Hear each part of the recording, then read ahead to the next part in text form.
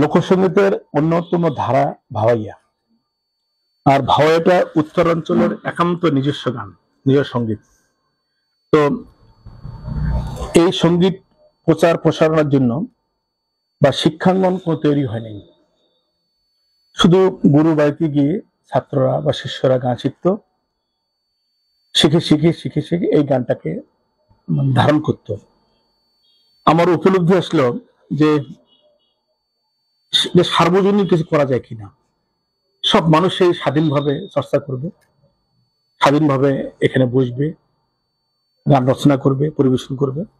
সেই ভাবনা থেকে একটা প্ল্যাটফর্ম, ভাওয়াইয়ের প্ল্যাটফর্ম করার জন্য ভাওয়াই একাডেমি 1993 সালে প্রতিষ্ঠা করি এবং এই গানটাকে মূলত নতুন প্রজন্মের মাঝে ছড়িয়ে দেওয়ার জন্য ভাওয়াইয়ের প্রতি প্রেম ভালোবাসা নিয়ে ভাওয়াইয়ের প্রতি মনোরক্ত সৃষ্টি হয়েছে আমার। এটাই মূল কারণ।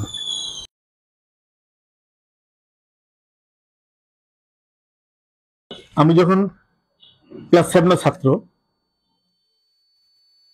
তখন পাকিস্তান আমল, 70 দিকে হবে। মল্লার হাই স্কুলে ক্লাস 7 ছাত্র। সেই স্কুলে বার্ষিক ক্রীড়া ও সাংস্কৃতিক প্রতিযোগিতা হয়। সেখানে আমি গান তেমন শিখিনি, গলা ভালো ছিল। তো বাড়িতেই এমনি বোটকেরি গান, ধর্মীয় গানগুলো গাইতাম। একটা মাত্র ভয় গান আমাদের গ্রামের একজনের কাছ থেকে, যদি কম্পিটিশন করতে হবে সেই আলোকে আব্বাসুদ্দিন একটা বিখ্যাত গান, উমর কালারে কালা উপরে সকিলাম বাড়ি, কলা রইলাম কলা সারি সারি। তো ওই বয়স্ক লোকের কাছে বললাম যে আমার কম্পিটিশন, আমাকে কিছু শিখেন। তো উনি যা আপনাকে শিখেলেন, ওই গানটি গিয়ে আমি প্রথম পুরস্কার পাই। পুরস্কার পাওয়ার পর ভিতরে একটা আমার ভিতরে আলোড়ন সৃষ্টি হলো, প্রেরণা সৃষ্টি হলো যে আমাকে ভাওয়াই গান গাইতে হবে, শিখতে হবে। সেখান থেকে মূলত ভাওয়াই গানের প্রতি একটা শেখার আগ্রহ জন্মেছে আমার। তো গানের পরবর্তীতে বাবা তো আছেই, বাবা মা একটা প্রেরণা আছে।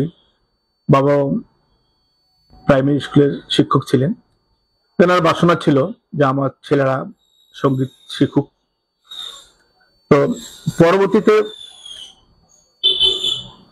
আমার ওস্তাদ হাতিখড়ি, যার কাছ থেকে নিয়ে আমি আমাদের এলাকারই, নামটা এই মুহূর্তে মনে আসতেছে না, উনি যাত্রার দলের হারমোনিয়াম মাস্টার ছিল। ওনার কাছে আমি প্রথম তালিম নিই, হারমোনিয়াম শিখি এবং গানের প্রতি আগ্রহ সৃষ্টি করি আর কি ওনার মাধ্যমে। যখন যুদ্ধ শুরু হলো তো রিফিউজি হয়ে গেলাম। 71 সালে চলে গেলাম, 72 সালে আসলাম, এসে আবার পড়াশোনা শুরু। তখন ক্লাস 8, 9, 10 এই 3টে ক্লাসে যখন আমি অধ্যয়ন করি, সেই সময় গ্রামে রামলীলা কীর্তনের দল তৈরি করি। তখন ভয় নিয়ে আর কোনো গবেষণা নেই, গানও করি না। মানে রামলীলা 2, 3, 4টে পালা নিয়ে এই রামায়ণের উপরে যে রামলীলা কীর্তন, সেই কীর্তন শুরু করি। এবং যেহেতু ছোট মানুষ ছিলাম, আমাদের ভাইয়েরা ছোট, খুব সব জায়গায় আলোড়ন সৃষ্টি হলো যে ছোট্ট একটা ছেলে ভালো গান করে, কীর্তন, খুব আলোড়ন সৃষ্টি হলো। তারপরে যখন ক্লাস 10 উঠলাম, পড়াশোনার চাপ, তখন বন্ধ হয়ে গেল কীর্তন, স্টপ হয়ে গেল। কিন্তু মানে কীর্তন বন্ধ, আমার গানও বন্ধ। এসএসসি 1975 সালে পাশ করলাম, 77 সালে ইন্টারমিডিয়েট পাশ করলাম। করার পর আমার 22 বছর বয়সে বিয়ে হয়ে গেছে। পরিবারের মা অসুস্থ, বাবা বিয়ে দিবে বড় ছেলে। পাশের জেলা লালমনিরহাট জেলা পঞ্চগ্রাম ইউনিয়ন, বরাবরই পাশে। যে পরিবারে বিয়ে হলো সেই পরিবারের আমার সম্বন্ধী একজন রেডিও আর্টিস্ট, সে লোক গান করে, ভাওয়াইয়া পল্লীগীতি গান করে। আর আমার স্ত্রী মনে মনে চেয়েছিল যে আমার যে বর, আমার স্বামী একজন শিল্পী হোক। আমার খুব মনে আছে প্রথম যখন আমার বাড়িতে সে বধূ হিসেবে আসলেন, গানের ডায়েরি নিয়ে আসলেন যে তোমাকে গান গাইতে হবে। আমার তো আগের থেকে একটা সুপ্ত বাসনা যে কিভাবে অনুকূল পরিবেশ পাই। এই যে শুরু হলো গান শেখার আগ্রহটা, তখন 78-79 সাল আমার এক শ্বশুর, উনি ভয়ে গান করতেন, তরণীকান্ত রায়। আমার সম্বন্ধে ভয়ে পল্লীগীতি গান গাইতেন, কিন্তু পরিবার থেকে ছিল, ইশারা ছিল, আমার শ্বশুরকে বলা হতো আপনার জামাই গেলে গানে বসবেন না, ও কিন্তু গানে পাগল, তার পড়াশোনা হবে না, তার বিসি পড়ি। আমি যখন যেতাম আমার সম্বন্ধী পাত্তা দিত না।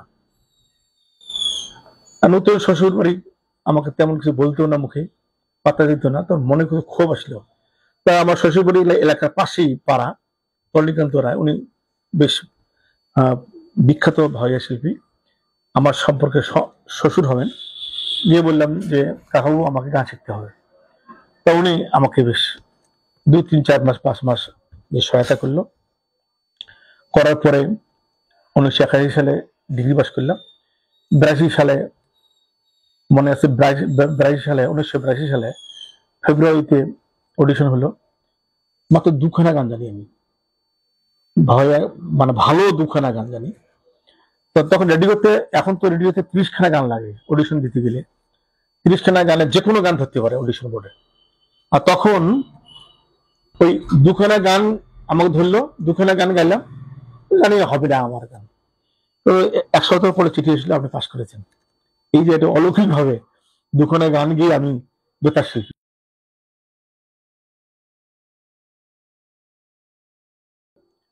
ভাওয়া গান পুরো আঞ্চলিক গান, বেশি করে এই গানের উৎপত্তি মনে করি আমি হিমালয় প্রদেশের জলপাইগুড়ি, শিলিগুড়ি, কুচবিহার থেকে এই ধল্লা, ব্রহ্মপুত্র, কালজানি যে নদীর অববাহিকা, এখানকার যারা শিক্ষিত মানুষগুলো কিন্তু এই গান রচয়িতা ছিলেন না। একদম যারা অক্ষরবিহীন মানুষগুলো, রাখাল, মৈশাল, মাহুত, এরা গান রচনা করত। এবং লক্ষণীয় এই যে এখন তো গীতিকার হিসেবে অনেক মেয়ে মানুষ গীতিকার হয়েছে, খুব বেশি না, অল্প। আর তখন এবং তারপরও বাংলাদেশে, ও দেশেও সংখ্যা আনুপাতিক হারে এখনো পুরুষ মানুষই গীতিকার বেশি। তো এই অক্ষরগুলো মানুষগুলো, রাখাল, মৈশাল, মাহুত, দারিয়াল, তাদের মুখে মুখে তারা রচনা করত। এদের কষ্ট ছিল একটা, সাধারণত ভাওয়া বলা হয় যে মরা নদী, যে স্রোত নাই, নল, খাগড়া, কাশিয়া, এখানে এরা আগে বিত্তবান মানুষের অনেক গরু মহিষ ছিল, তারা এটা নিয়ে পুঁজি করে তারা ইয়ে করত। এবং এই গরু মহিষ চালানোর জন্য রাখাল, মাহুত মাহুত মাহুত কিন্তু হাতি যারা চালায়, মৈশাল, এরা রাখতো, ওই চরের মধ্যে বসবাস করত। সেখান থেকে তারা দীর্ঘদিন ধরে তার বউ ছাড়িয়ে এসছে, প্রেয়সী ছাড়িয়ে এসছে, মনের খেদোক্তি, বউর কথা মনে পড়ছে, প্রেমের গান লিখছে, মনে মনে রচনা করছে। বা দীর্ঘদিন এক জায়গায় একটা চরের মধ্যে বা ভাওয়ার মধ্যে অনেকদিন থাকার পরে ওই লোকালয়ের বউ ঝিরে পানি আনতে, গোসল করতে আসতো নদীর উপরে, আর এই পথ থেকে ওরাও মহিষ চালাইতো, যাইতো। এর মধ্যে প্রণয় একটা ভাব সৃষ্টি হয়েছে, ভালোবাসার সৃষ্টি হতো। সাধারণত লক্ষণ দেখবেন যে এই গান উচ্চ স্বরে গাওয়া হয়, ভয় কিন্তু সাধারণত স্কেল একটু উঁচু। কারণ এই রাখাল মহিষালরা নদী এপার থেকে তার প্রেয়সী, তার ভালোবাসার পাত্রীটাকে শোনাতে যাচ্ছে যে আমি এখান থেকে তোমাকে স্মরণ করে গান গাচ্ছি, ওরা কিন্তু শুনতো।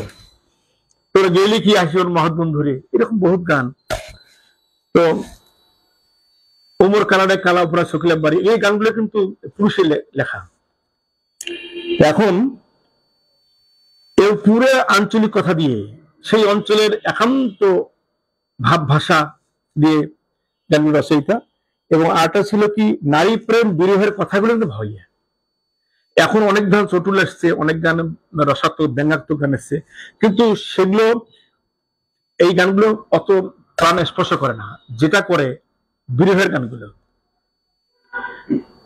বেদনার গানগুলো, দুঃখের গানগুলো, এই গানগুলো জনপ্রিয় হয়। তো এখন আরেকটা ছিল ওই অঞ্চলের একান্ত ভাষা নিয়ে, একান্ত শব্দ নিয়ে গান রচনা করা হতো। এবং আমি মনে করি ভাওয়াইয়া গান, ভাওয়ের কথা, যে কামতাপুরী, রাজবংশী ইত্যাদি বলা হয়, এক কথায় ওই অঞ্চলে একান্ত ভাষা, ভাব ভাষা নিয়ে কথা। ভাওয়াইয়া গান যদি না থাকতো তাহলে এই ভাষাগুলো বিলীন হয়ে যেত।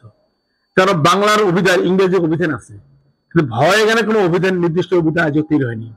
আমি মনে করি ভাওয়াইয়া গান যতদিন থাকবে ওই অঞ্চলের ভাব ভাষাগুলো অতদিন টিকে থাকবে। যেমন আমাদের বাংলাদেশের কথা বলি, নীলফামারী একটা শব্দ, আমার রংপুরের শব্দ, লালমনিরহাট কুড়িগ্রাম একটা শব্দ, এই শব্দগুলো কিন্তু আলাদা আলাদা শব্দ। তো এই ভাওয়াইয়া গান আছে জন্য আমি মনে করি ভাওয়াইয়া গান গানটাই ওই অঞ্চলের একান্ত শব্দগুলোর অভিধান হিসেবে বেঁচে থাকবে।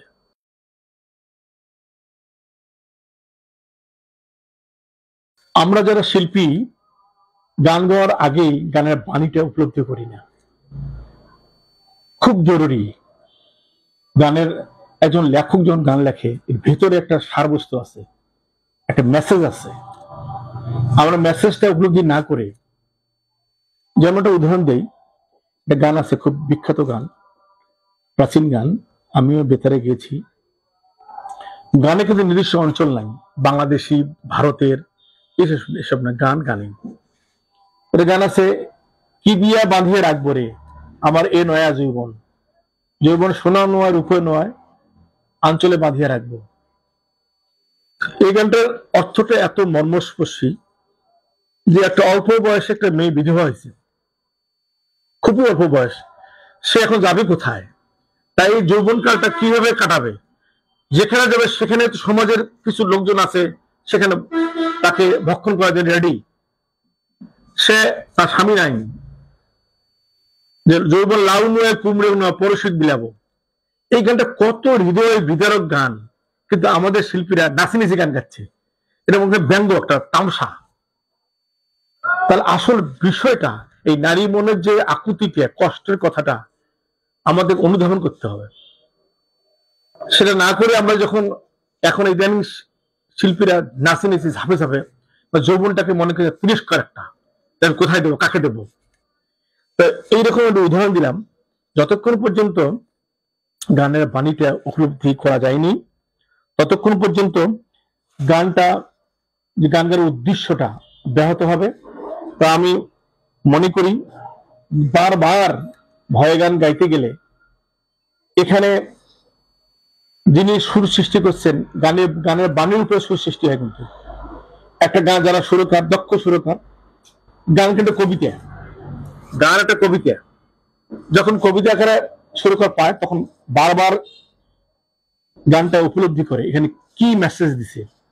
তার উপরে এই গানটা করুণ সুর হবে নাকি রসাত্মক হবে না ব্যঙ্গাত্মক হবে, ভাবনা ভেবে সুরকার সুর দেয়।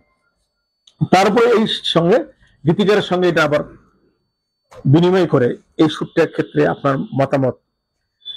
আর সেটা হওয়ার পর আমরা যখন শিল্পীরা গান করি, এই যে বললাম যে উপলব্ধি না করে গান গাওয়া, আস্তে আস্তে গানের মাদকতা কমে যাচ্ছে, গ্রহণযোগ্যতা শ্রোতা হারিয়ে ফেলছে, আমাদের জনপ্রিয়তা আমরা হারিয়ে ফেলছি। যার জন্য বলি যে একটা গান, প্রখ্যাত শিল্পী হেমন্ত মুখোপাধ্যায় সাক্ষাৎকার আমি শুনেছি যে একটা গান যখন পর্যন্ত আমার কণ্ঠে আত্মস্থ হয়নি, একদম গলায় ধারণ হয়নি, বা গানের বাণীগুলো যতক্ষণ পর্যন্ত আমার মুখস্থ হয়নি, ততক্ষণ পর্যন্ত গান রেকর্ড করি না। আর আমরা এই দিনে মনে করি কি আজকে লিখে বিকেলে রেকর্ড বসলাম, সে গানটা কতটুকু শ্রোতা প্রিয় হবে। এই জন্য বলি যে গানের বাণীর ক্ষেত্রে, সুরের ক্ষেত্রে, বেদনার ক্ষেত্রে ভেবে আমাদের গান করতে হবে।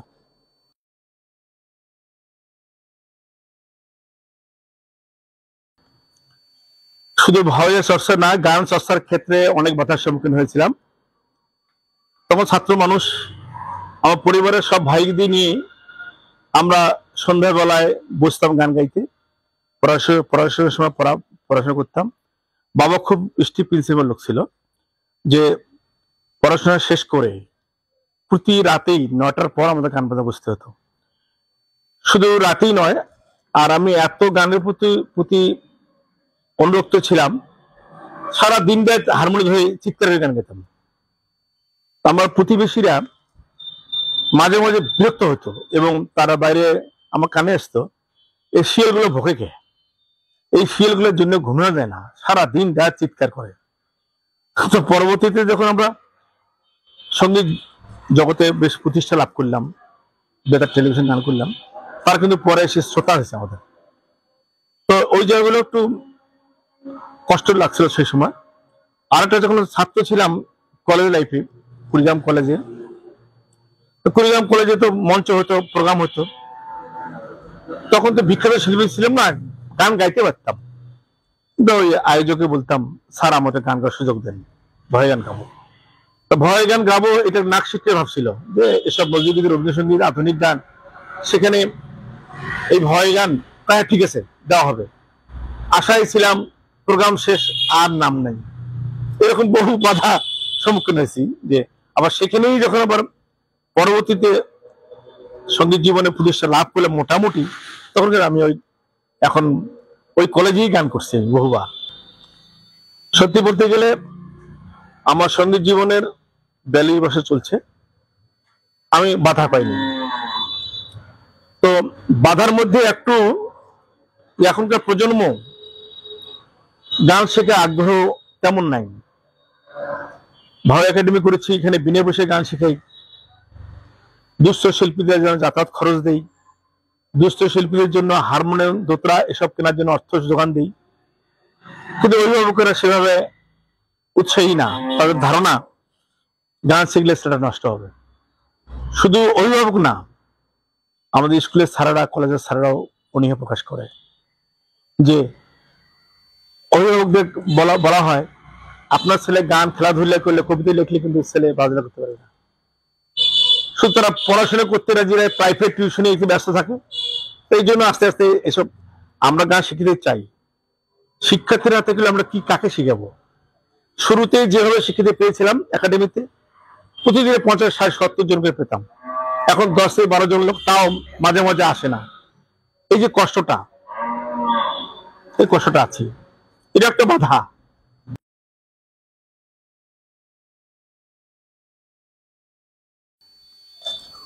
আধুনিক এখনকার যে প্রজন্ম যারা পড়ালেখা করছে বা ইদানিং যারা যুবক শ্রেণী, তাদের ভিতরে একটা ভাবনা, ভয় গানটা গান নয়, এটা মূর্খের গান, এই গানের ভবিষ্যৎ নেই। ব্যায়াম শিখলাম, ধাম ধরে গেল, 1-1.5 লাখ 5 লাখ টাকা পেলাম। তো আসলে ভয় গানটা আমাদের অঞ্চলের গান, আদি গান, এটা মায়ের গান আর সাধারণ মানুষের মুখের গান। এই গানটা আমাদের টিকিয়ে রাখার কর্তব্য, দায়িত্ব। এবং এই গানটা টিকেতে গেলে আমাদের যে কাজটা করতে হবে, যেটা আমরা করি, 93 সাল থেকে বিনা পয়সায় বিনা বেতনে শিক্ষার্থী শিখাই এবং 8 জন শিক্ষক নিরলস ভাবে বিনা বেতনে কাজ করে যাচ্ছি। ইদানিং কালে শিক্ষার্থী অভাবে আমি 1 আগস্ট থেকে শুরু করছি অনলাইনে ক্লাস, সপ্তাহে 1 দিন, এবং ঘোষণা দিচ্ছি বিনা পয়সায় অনলাইনে ক্লাস হবে, আপনি আসুন। এবং এই 1 মাসের মধ্যে যথেষ্ট মানুষের ভিতরে আলোড়ন সৃষ্টি হয়েছে। এটা একটা আমি মনে করি ভালো দিক। আরেকটা দিক হলো যে সরকারি পৃষ্ঠপোষকতা লাগবেই, না হলে আজকে যে এই সঙ্গীতের সঙ্গে জড়িত ব্যক্তি, যেমন দোতরা যে তৈরি করে, তিনি একজন শিল্পী। দোতরা তৈরি করা যদি কারিগর না থাকে, কে দোতরা আবিষ্কার করবে? আমি করবো? বা ঢোল আবিষ্কারের যিনি, তিনি একজন ঢোল আবিষ্কারক শিল্পী। সারিন্দা হারিয়ে যাচ্ছে, বাঁশি হারিয়ে যাচ্ছে। শিল্পী, কণ্ঠশিল্পী যে পরিমাণে আছে, এই যন্ত্রী শিল্পী সে পরিমাণে নাই। পিছনে কারণ একটাই, একটা শিল্পী 2টা গান গেলে একটা মঞ্চে 2টা 3টা বেশি গান হয় না, গান গেলে নাম করা শিল্পী হয়ে গেল। আর যন্ত্রী হলে কয়েক ঘন্টা বাজাতে হয়, তাকে অনেক শিখতে হবে, জানতে হবে। তার জন্য এখন নতুন প্রজন্ম যদি গানে আসে, ওই গানের প্রতি আগ্রহ, যন্ত্রীর আগ্রহ না। তো আমাদের ওই যন্ত্রী শিল্পীদের সৃষ্টি করতে হবে বেশি করে, ভয় জ্ঞানের যন্ত্রী, এবং এই যন্ত্রগুলো আবিষ্কারক যায় তাদের কাছে পৃষ্ঠভাবে দিতে হয়।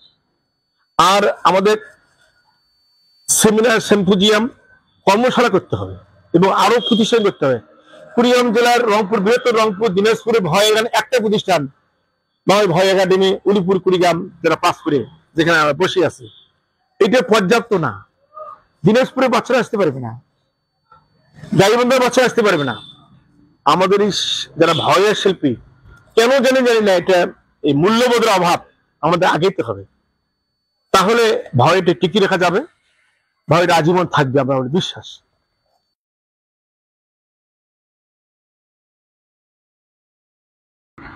একটা অঞ্চলের আমরা যদি কথা বলি, বাংলাদেশের উত্তর অঞ্চলের, বিশেষ করে রংপুর, দিনাজপুর, কুড়িগ্রাম, লালমনিরহাট, গাইবান্ধা, এই অঞ্চল খুব অবহেলিত অঞ্চল সব দিক থেকে, শিক্ষায়, দীক্ষায়, আর্থসামাজিক সব জায়গায়, সব দিক থেকে আমরা কেউ অনুন্নত। দক্ষিণ অঞ্চলে যে মানুষগুলো যে উন্নতি, সেটা উন্নতি আমাদের নাই। বিভিন্ন কারণে, রাজনৈতিক অবস্থার কারণে, বিভিন্ন কারণে আমরা পিছপা হয়ে গেছি। তাই এখানে আমি মনে করি নিজস্ব সঙ্গীত ভয়া, এটা যদি আমরা না টিকিতে পারি, আমাদের অস্তিত্ব বিলীন হবে, আমাদের আদি সংস্কৃতি মূল শেকড় থেকে বিচ্ছিন্ন হব। এই জন্য আরেকটা কথা বলি, আমি কিন্তু শিক্ষিত মানুষ ভয় জ্ঞান শিখতে গেলে আরো বেশি আগ্রহশীল হই। আমার বেশ কয়েকজন শিক্ষার্থী আছে, ডিসি এবং শিক্ষা অফিসার থেকে আরম্ভ করে বড় বড় পদে অধিষ্ঠিত। আমি বড় পদে কিছু লোক গান শিখতেছিল, আমি আগ্রহশীল হই। কেন হই? যে এরা পৃষ্ঠপোষকতা দেবে, ভালোবাসবে, তাহলে আমার গানটা, অভাবী মানুষের গানটা অনেকদিন বেঁচে থাকবে।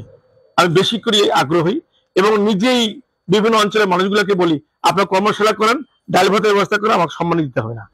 আর ওই প্রতি রাতেই 9টা থেকে 12টা 1টা পর্যন্ত অনলাইনে দেশে বিদেশে অনেক শিক্ষার্থীকে আমি অনলাইনে গান শিখি। আমার কোনো কষ্ট হয় না। আমি যাচ্ছি, যদি বেশি আছি, এই গানটা অত বিস্তার লাভ করুক, কাজ করে যাচ্ছি।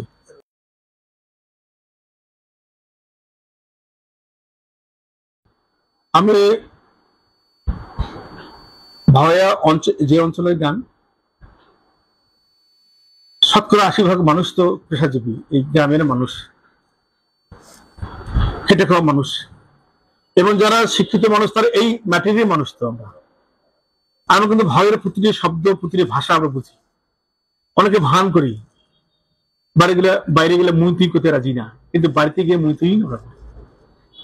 অনেকে এই মুইতি বলতে দ্বিধাগ্রস্ত হই, বললে যে আমরা বোধহয় মানে বর্বর অশিক্ষিত। তো আপনারা দেখবেন যারা অন্য অঞ্চলে, বাংলাদেশের অন্য অঞ্চলের মানুষ, যখন তার অঞ্চলে মানুষ দেখা পায়, সে আঞ্চলিক ভাষা কথা বলে, গর্ববোধ করে। কিন্তু আমরা এই জায়গায় হেনমন্যতে ভুগি যে আমাদের এই অঞ্চলের ভাষা বললে আনকালচার হবো, অশিক্ষিত হবো।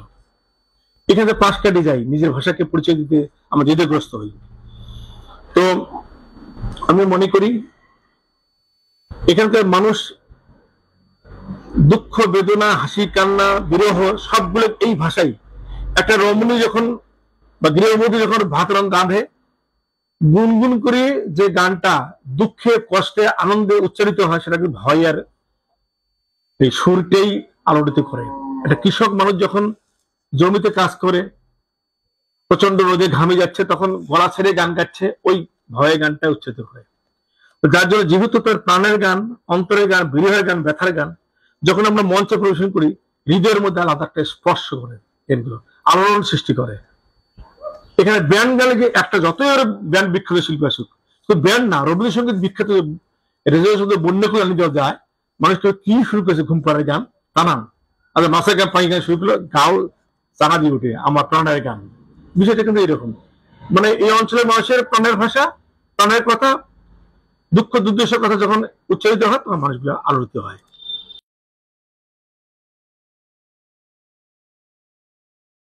এক সময় তো অক্ষরবিহীন মানুষগুলো এই ভয় গানের সম্পৃক্ত ছিল। এই মানুষগুলোর গান লোকালে গান গাওয়া নিষেধ ছিল। তখন বাঁশি যদি রাতে কেউ বাজাতো, ধরে কিন্তু গ্রামের লোকজন ধরিল, এই নিয়ে কে বাঁশি বাজায়, দোতরা বাজায় কে। তার ধারণা ছিল এই বাঁশি এবং দোতরায় গৃহবধূ পাগল হয়ে বাড়তে বেড়ে যাবে, এরকম একটা কুসংস্কার ছিল, বাধা ছিল।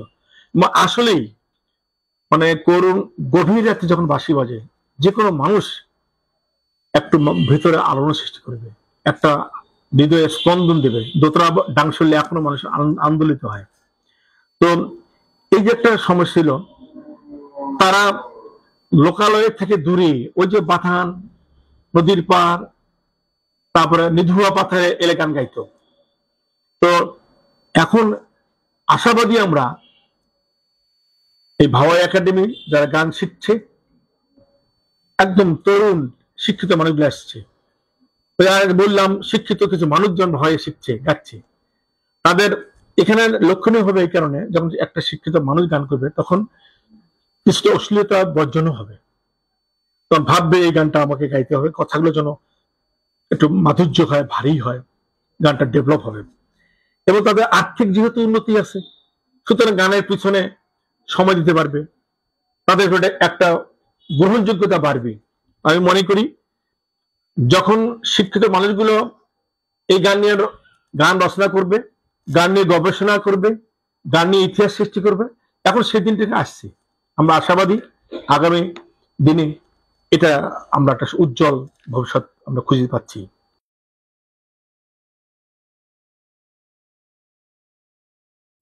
আসলে আমি কখনোই কিন্তু এই ভাস্কর বা অন্য কোনো উপাধি এটা কখনো আশা করিনি, কখনো আশা করিনি।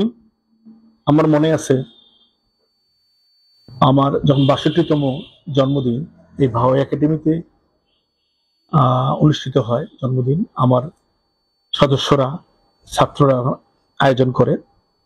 সেই আয়োজনে দুজন প্রখ্যাত মানুষ, নজরুল গবেষক, কুড়িগ্রাম জেলার মানুষ, নাগেশ্বরী শ্রদ্ধেয় সুব্রত ভট্টাচার্য মহাশয়, আর একজন ভাওয়াইয়ের প্রখ্যাত গীতিকার নীলকর মিশ্র মহাশয় অতিথি হয়ে আসছেন।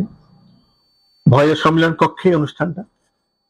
ওরা দুজন বক্তব্য দিতে গিয়ে আবেগে আপ্লুত হয়ে,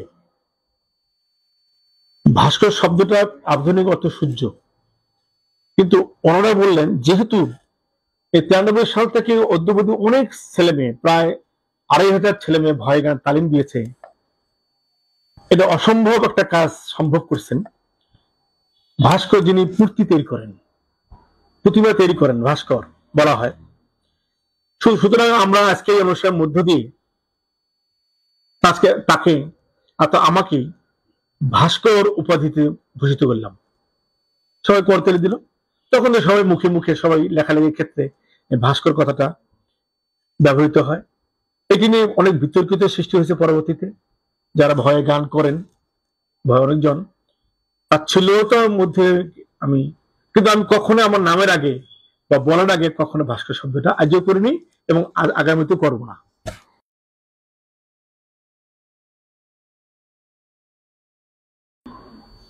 আসলে আমি ভাগ্যবান। সাধারণত শিল্পী, সাহিত্যিক, কবি জীবদ্দশায় কোন সংবন্ধ গ্রন্থ প্রকাশ হয় না, মরার পরে, মারা যাওয়ার পরে স্মারক গ্রন্থ হয়। আমার জীবনে অল্প সময়েই এই সংবন্ধ গ্রন্থটি প্রকাশ পেয়েছে। এপার ওপার বাংলা ৪২ জন লেখকদের রচনা এখানে আছে, অনেক ভালোবাসা দিয়ে তারা এই প্রকাশ করেছেন। এটাও আমার জন্মদিনে। তো আমি মনে করি এটা বড় পাওয়া আমার জীবনে, এটা আমার সার্থকতা। তো আমি কিছু করিনি ভাওয়াইয়ের জন্য যে বিশেষ অবদান, সেটা কিছুই করিনি। তারপরও আমার যারা গুণগ্রাহী, যারা স্বপ্নোদ্যায়ী, তারা এই কাজটা করেছেন। যারা এই কাজটা করেছেন আমি তাদের কাছে ভীষণভাবে কৃতজ্ঞ।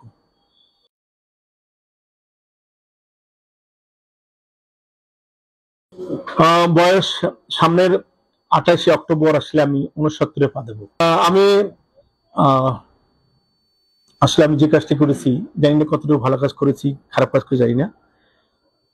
আমি মরণোত্তর দান করেছি বঙ্গবন্ধু বিশ্ববিদ্যালয়ে।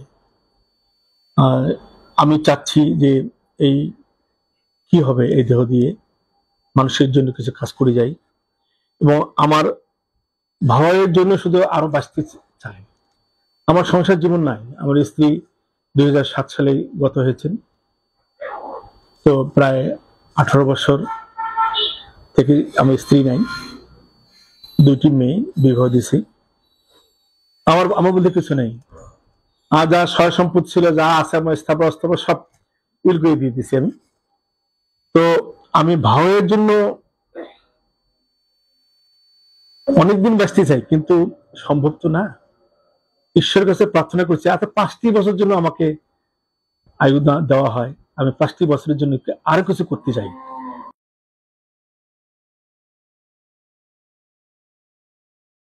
আমি মূল পেশায় আমি শিক্ষকতার মাঝেও আমি আর্টের পেশায় সম্পৃক্ত হয়েছিলাম, সাংবাদিকতা। উলুপুর উপজেলা প্রতিনিধি করতোয়ার ছিলাম আমি, প্রায় 5 বছর আমি কাজ করেছি। তো সালটা মনে নেই, তবে করতোয়ার প্রতিষ্ঠা বার্ষিকী 16তম প্রতিষ্ঠা বার্ষিকীতে আমরা বিভিন্ন অঞ্চল থেকে বিভিন্ন প্রতিনিধি মানে সেমিনারে গিয়েছিলাম। সেই করতোয়া অফিসে বড় করে মঞ্চ করা হয়েছিল বগুড়ায়। সেখানে আমি গান করি, আমার পার্শ্ববর্তী যারা বিভিন্ন উপজেলা প্রতিনিধি তারা জানতো, কিন্তু পত্রিকার মালিক তো জানতো না। সবাই গিয়ে কর্তৃপক্ষকে বলা হলো যে আমার একজন প্রতিনিধি আছে, ভালো গান করে। তাদের যদি কৌতুক ছিল, বড় বড় শিল্পী আসছে ঢাকা থেকে, কি আর গাইবে। তো জানাদের অনুরোধে আমাকে, আমি যে মঞ্চে গেলাম, মাছের গানটা আমি যখন গাইলাম, সেই অনুষ্ঠানে করতোয়ার সম্পাদক শ্রদ্ধেয় লালু ভাই ছিলেন, মোজাম্মেল লালু ভাই। গান শোনার পর মুহুর্মুহু করতালি, এতগুলো মাছের নাম, 101টা মাছের নাম, সব অবাক হয়ে গেল। তার ওই গানটা শেষ হওয়ার পরে পরে কিন্তু ওনার স্ত্রী অনুষ্ঠানে এসে হাজির। মোজাম্মেল ভাই উপস্থাপনা নিজেই মাইক দিয়ে বললেন যে এই গানটা আবার শুনতে চাই শিল্পীর কাছ থেকে। আবার এই গানটি একই মঞ্চে আমার জীবনে একই গান দুবার গাওয়া, এটা একটা স্মরণীয় আমার জীবনে।